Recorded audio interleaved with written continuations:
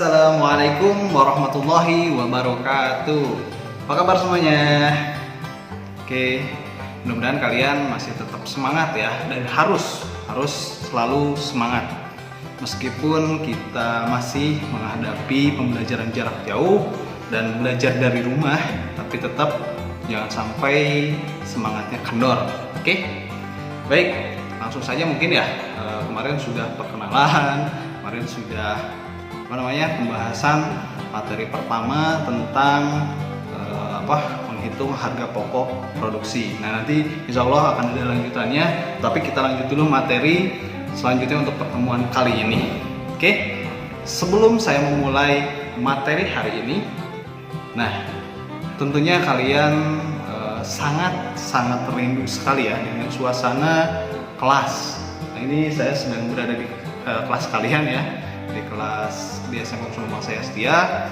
Nah, tentunya pasti rasa rindu, rasa kangen akan tatap muka di sekolahan, akan belajar. Mungkin ini sangat rindu sekali ya. Termasuk saya pribadi, rindu dengan kalian semuanya, bisa belajar bareng di kelas, bisa having fun di kelas, bisa ice breaking, kuis-kuisan atau apapun ya yang bisa kita lakukan seru-seruan di dalam kelas. Nah, mudah-mudahan suatu saat nanti kita bisa tatap muka secepatnya. Oke? Tetap semangat. Oke, baik. Dalam kesempatan kali ini mungkin beberapa menit ke depan saya akan membahas tentang materi lanjutan produk kreatif dan kewirausahaan di kelas 12.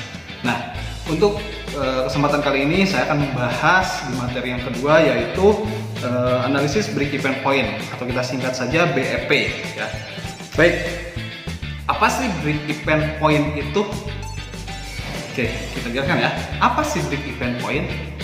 Nah, break even point merupakan titik impas di mana posisi jumlah pendapatan dan biaya sama atau seimbang ya, sehingga tidak terdapat keuntungan ataupun kerugian dalam suatu perusahaan. Artinya ketika kita membuat sebuah usaha ataupun bisnis, nah misalkan di awal ya, biasanya di awal pembukaan bisnis, ketika kita belum tahu nih titik pasar seperti apa, strategi pemasarannya harus seperti apa, biasanya kita akan mengalami dulu yang namanya break even point. Nah, ketika kita membuka sebuah usaha dengan modal, misalkan katakan modal kita 1 juta rupiah. Nah, kita jualan, kita memproduksi dulu ya, memproduksi suatu produk atau apapun ya. Nah, ketika produknya sudah jadi, tentunya kita pasarkan, kita jual. Nah, ketika sudah kita jual, ternyata pada misalkan kita targetkan 1 bulan, misalkan ya 1 bulan saja. Nah, ketika pada saat 1 bulan ternyata hasil penjualannya itu kembalinya hanya misalkan 1 juta atau bahkan lebih sedikit, misalkan 1.200.000. Nah, inilah yang dinamakan break even point.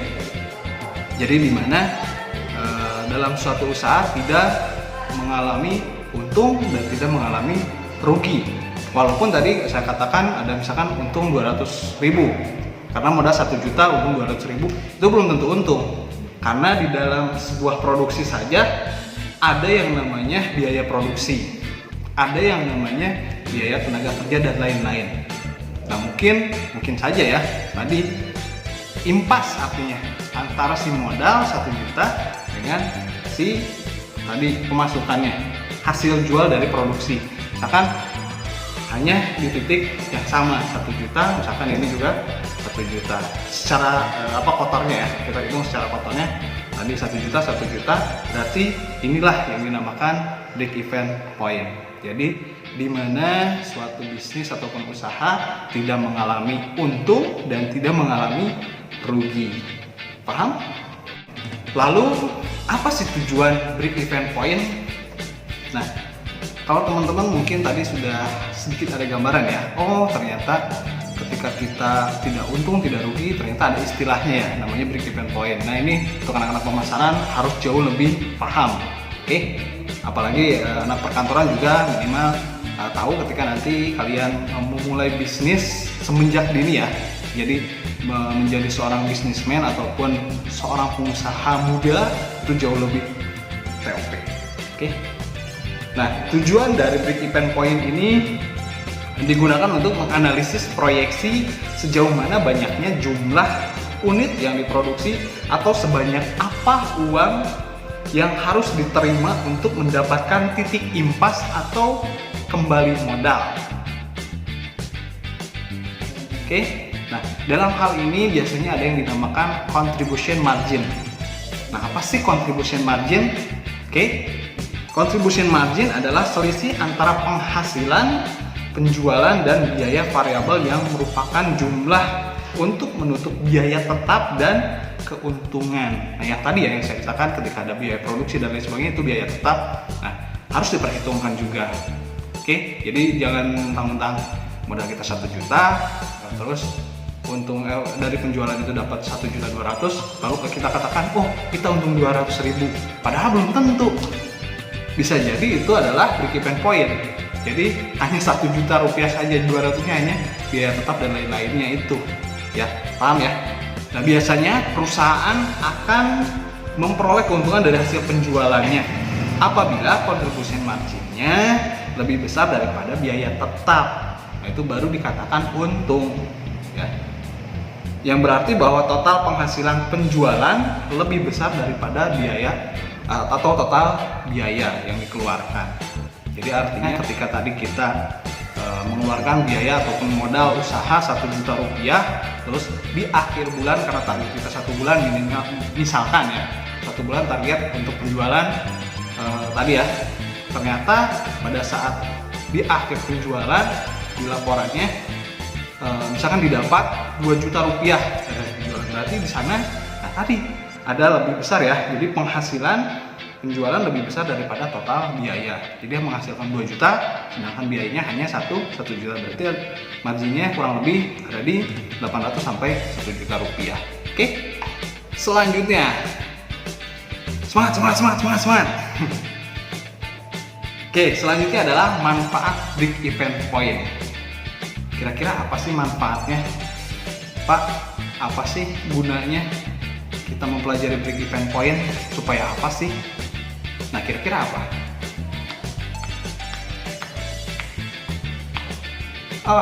Oke, kita jelaskan. Oke, berikut ini manfaat break even point dalam sebuah produk. Oke, mohon disimak. Yang pertama adalah tujuannya atau manfaatnya ya. Manfaatnya adalah untuk mengetahui jumlah penjualan minimum yang harus dipertahankan perusahaan agar tidak mengalami kerugian. Nah, tadi ketika kita sudah mempelajari break even point, minimal 1 supaya meminimalisir tingkat kerugian. Siapa sih yang pengen bisnis tapi rugi? Ada nggak? Nggak ada kan? Ya, kalian pun pasti ketika dagang, kejualan pasti bukan pengen rugi, tapi pengen untung. Oke? Yang kedua, mengetahui jumlah penjualan yang harus dicapai untuk memperoleh tingkat keuntungan tertentu. Misalkan kita punya target dalam satu produk itu untungnya, misal ya, ini sebagai contoh, misal kita bikin usaha yaitu cilok goreng, misalkan ya. Nah, cilok goreng itu misalkan diproduksi sedemikian rupa dan ketika di packing, nah ketika sudah siap jual kita tentukan harga jualnya, nah dan sekaligus keuntungannya. Misalkan dalam satu pack cilok itu ada 10 butir. Nah, kita jual misalkan harganya 15.000. Padahal biaya untuk produksinya misalkan ya, untuk satu cilok itu hanya Rp1.000. Berarti ada keuntungan kurang lebih ya. Keuntungannya di kisaran antara 5.000, 4.000 sampai 3.000 rupiah. Nah itu. Oke, yang ketiga yaitu mengetahui seberapa jauh berkurangnya penjualan agar perusahaan tidak menderita kerugian. Nah, dengan adanya break even point tersebut, jadi kita dapat mengetahui langkah-langkah apa yang harus kita tempuh agar meminimalisir tingkat kerugian. Oke, selanjutnya yang keempat, dalam mengetahui bagaimana efek perubahan harga jual biaya volume penjualan. Nah, sebagai contoh, misalkan ketika kita membuat tadi ya, contohnya kan cilok goreng, misalkan kita buat satu porsi ataupun satu kali penjualan, misalkan modalnya adalah 200.000. Ternyata pada penjualan pertama hanya mendapatkan misalkan 250.000. Nah, di penjualan berikutnya ternyata berkurang, malah mendapatkan 220.000.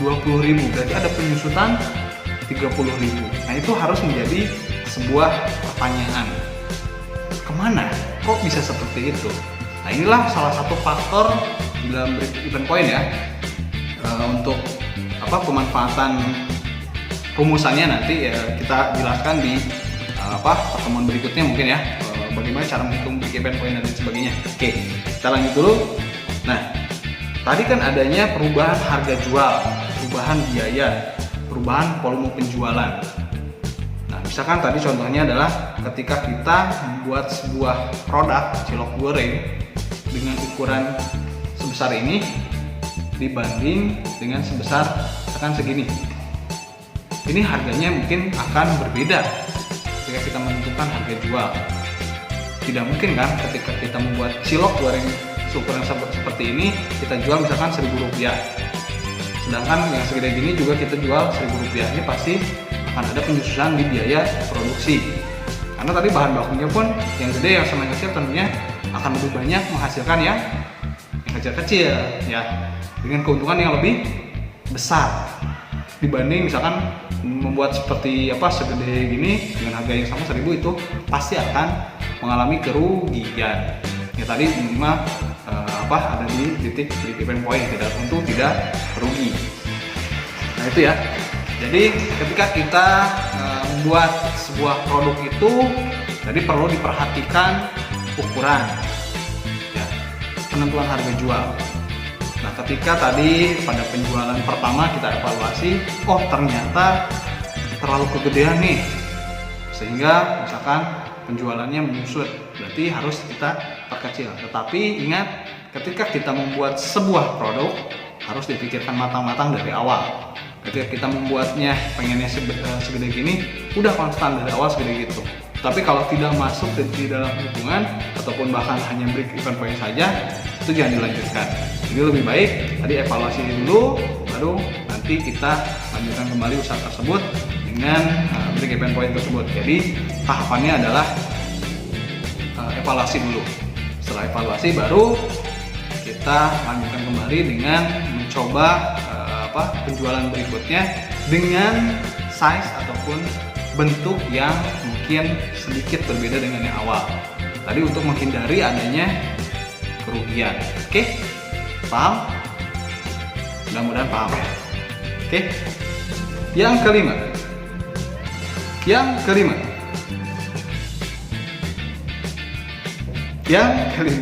Oke, menentukan bauran produk yang diperlukan untuk mencapai jumlah laba yang ditargetkan. Nah, untuk kelas marketing mungkin ataupun bisnis dan pemasaran sudah pernah mempelajari bauran pemasaran ya, atau marketing mix di kelas sebelumnya ya, ataupun yang di OTKP juga tahun kemarin sama Bapak juga udah pernah kita bahas STP dan sebagainya ya, 4P, 6P. Nah, itu juga masuk ke dalam bauran pemasaran ataupun marketing mix. Oke? Nah, ini salah satu manfaat juga dari break-even point adalah menentukan bauran produk yang diperlukan untuk mencapai jumlah laba yang ditargetkan. Nah, ketika kita tadi membuat produk cilok goreng, misalkan tadi diasumsikannya dari 200.000 minimal kita harus punya keuntungan 2 kali lipat, misalkan 200.000 lagi. Jadi misalkan yang dihasilkan adalah 400.000 dalam sekali penjualan. Itu namanya target. Berarti ketika kita mencapai target, keren, goal. Tetapi sebaliknya, kalau kita tadi targetnya meleset, ya, misalkan dalam satu kali produksi 200.000, ternyata terjualnya hanya mencapai 150.000, itu berarti mengalami kerugian. Sebaliknya, ketika kita misalkan modal 200.000 hanya mendapatkan kurang lebih 200 sekian. Nah, ini yang namanya break even point. Oke, sampai situ mungkin paham ya untuk break even point itu sendiri. Oke, baik. Mungkin di pertemuan selanjutnya ya, insya Allah di pertemuan selanjutnya mudah-mudahan kita masih diberikan kesehatan, selalu berdoa sama Allah ya supaya pandemi ini cepat-cepat berlalu, dan mudah-mudahan sekolahan kita juga cepat-cepat dibuka kembali ya, dan pemerintah pun mencabut peraturan untuk belajar di rumah, karena ya mungkin banyak sekali plus minusnya, dan mudah-mudahan kalian bisa mendapatkan plusnya. Tunjukkanlah sisi positif dari pembelajaran daring seperti ini. Mungkin dari yang tadinya tidak mengenal teknologi, sekarang mengenal teknologi. Dari yang tadinya seperti saya sendiri ya, yang tadinya tidak pandai berbicara di hadapan kamera, sekarang sudah mulai bisa berinteraksi melalui ataupun di depan kamera. Nanti pun kalian akan sama seperti halnya kami semua di sini. Oke, kami tetap selalu menantikan kehadiran kalian dan selalu merindukan, bukannya tidak ingin bertemu dengan kalian, tetapi bukan kami yang menginginkan, tetapi kondisi dan keadaanlah yang tidak memungkinkan ya. Mudah-mudahan kalian bisa maklum, bisa memahaminya, dan selalu jaga kesehatan kalian. Kesehatan lebih penting dari segalanya.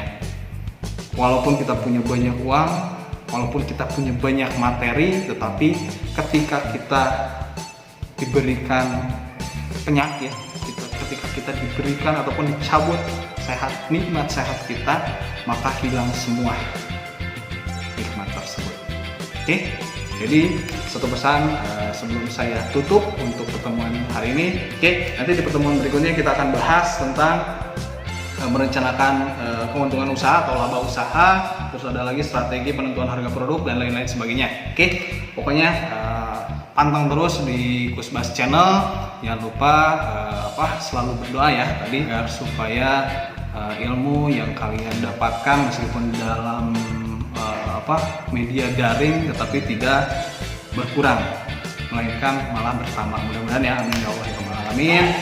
Mungkin tidak banyak yang bisa saya sampaikan untuk kesempatan kali ini, dan mudah-mudahan bisa bermanfaat untuk kalian semua. Jangan lupa rangkum ya, catat resumenya, dan nanti di akhir minggu nanti ketika kalian nanti diinstruksikan untuk ke sekolah untuk mengambil modul, silahkan kalian bawa resumenya. Ya, nggak usah terlalu banyak-banyak, buat 2 paragraf saja setiap materi, dan nanti ditulis di kertas selembar saja, silahkan. Dan untuk kalian catatan pun harus punya ya, jadi kalian pun harus sambil mencatat dan membuat resume.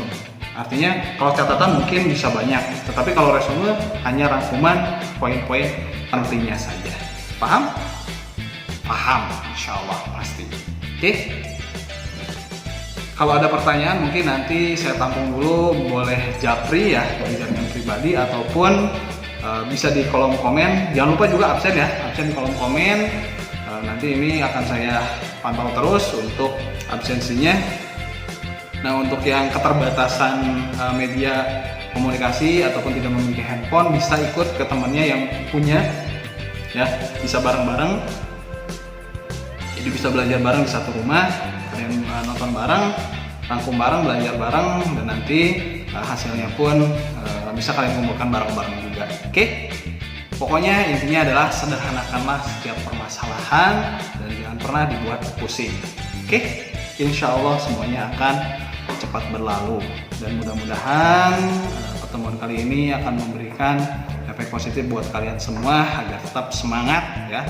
Jangan pantang menyerah, karena orang yang menyerah dalam berjuang ataupun dalam menuntut ilmu ini adalah orang-orang yang merugi. Oke? Mungkin itu saja dari saya yang bisa saya sampaikan pada kesempatan kali ini. Kurang lebihnya mohon dimaafkan apabila ada kata-kata yang salah ataupun ada pemberian materi yang kurang jelas. Mungkin saya mohon maaf sebesar-besarnya. Oke, mohon maaf ya. Jadi kita sama-sama belajar, dan mudah-mudahan ilmu kita terus ditambah lagi oleh Allah Subhanahu wa taala. Dan tadi ya, ketika kita memulai semuanya, kita niatkan untuk beribadah. Belajar itu adalah salah satu ibadah. Dan mudah-mudahan kita pun diganjar oleh Allah Subhanahu wa taala meskipun belajar jarak jauh, daring ataupun LDR, long distance ya, relationship itu mah ya. Oke, tetapi tetap tidak mematahkan semangat kalian untuk menuntut ilmu. Oke, saya akhirul kalam billahi taufiq wal hidayah. Wassalamualaikum warahmatullahi wabarakatuh. Semangat.